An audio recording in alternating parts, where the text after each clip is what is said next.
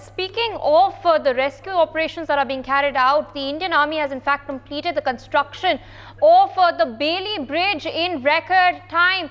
The bridge, of course, connects Churalmal area with Mundakai over the Iruvanzipa River. It's now been opened to traffic and handed over to the civil administration. Right there, visuals on your screen. This was built by the defense personnel late last night. They started the construction somewhere around yesterday evening itself. Anand, have you got the opportunity to see this bridge? If not, were there people who you'd spoken to who had been carried out of these two villages in particular? We've spoken over the course of the day as well, and these were the two areas that were critically affected as well, and they were in fact cut off from the other areas now. So have you in fact spoken to people? Have you seen this bridge as well? Yeah, we went to Churamalai area, the village which was completely cut off from the entire Wayanad district, just 14 kilometers away from Mepadi, where we were stationed during the day, and where all the dead bodies were being brought for autopsy.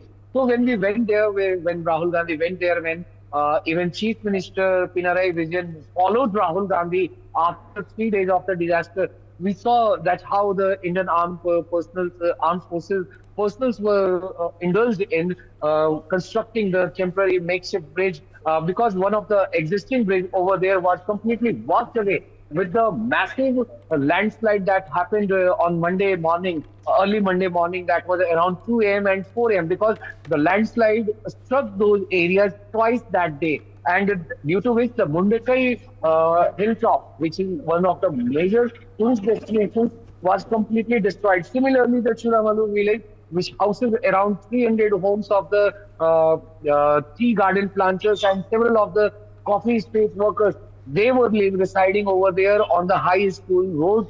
So the entire stretch have been wiped out. Only you can find hardly one or two houses standing in its original form. And when we went there, we saw that how the army was indulged in constructing the bridge, the makeshift bridge, and by the end of the day, they have completed the task. And when we spoke to Union Minister George Courier earlier in the day, he explained that when the construction of this bridge is complete, then around 90% of the rescue operation will be eased, because this bridge is the major connectivity issue, and once the connectivity is established, then the government will be able to move heavy equipment so that it can dig up the mud and debris that has been followed due to the landslide, as it has carried a lot of silt, a lot of boulders which are very heavy, and even a very big logs of wood have been also there, because number of trees have been uprooted and they have came down along with the mud.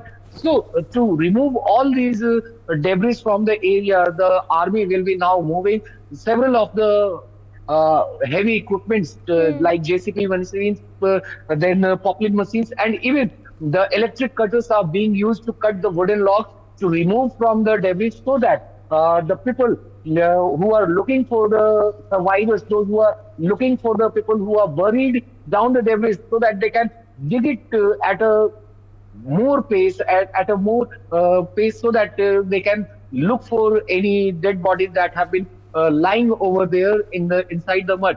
For more such videos, subscribe to the NewsX YouTube channel, hit the bell icon.